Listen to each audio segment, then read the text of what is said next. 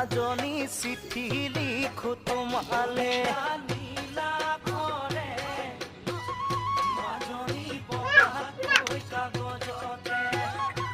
ৰাতি 12 বজাতে মাজনী চিঠি লিখো তোমালে ভাৱনাৰ সাগৰতে আশাৰ ঢৌ উঠিলে ও মাজনী প্ৰেমৰ জুয়ে দহিছে মোক আজি জানানে প্ৰেমৰ জুয়ে দহিছে মোক ৰঙা বগা সূতাৰে